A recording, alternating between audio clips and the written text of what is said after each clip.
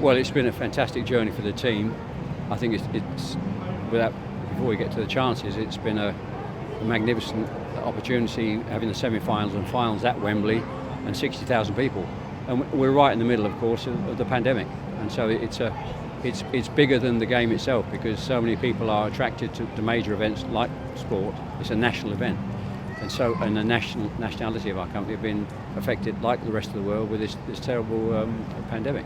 So have the opportunity for 60,000 people to be there, and they probably make 2 or 3 times as much noise as a normal crowd, because they're out a lot, you know.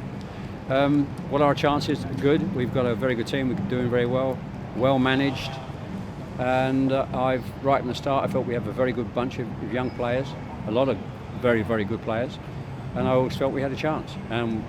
It hasn't changed. I always felt right at the beginning that Italy, the team that beat Italy, would win it, because they look very strong as well. And I think really the best 2 teams are in the final, so it just against a great country, Italy, and a great footballing nation, and so it should be a great final. Well, the advice is very simple for Gareth Southgate and the squad to do exactly as they've been doing for the previous games. And you've got to start with Gareth Southgate, because as in our time under Ralph Ramsey, he was instrumental then and deserved the credit, a lot of the credit, as Gareth does today. And he's honing them into a team, got them mentally and physically fit, and so we're all very proud of them. So it's just been a fantastic amount of the game so far. Well, both the Harry Kane and Raheem Sterling have been fantastic so far.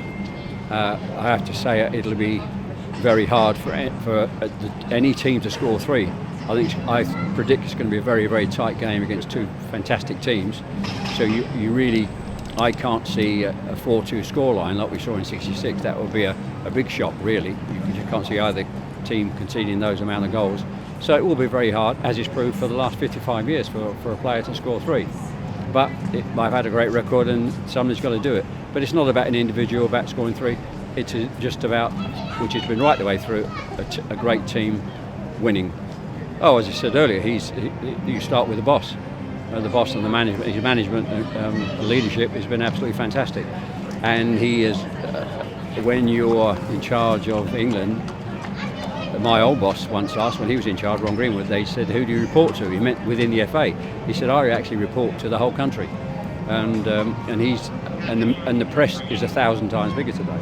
So you're resisting the pressure from the press and the media, of course, to make the changes, and he hasn't done so because he's been completely and utterly focused on what he thinks the right thing to do, and we know he's been proved right, and that does take some doing when you're under pressure from the gigantic media every single hour, every single day, and that proves how strong and how good he is, and his leadership and management has been fantastic.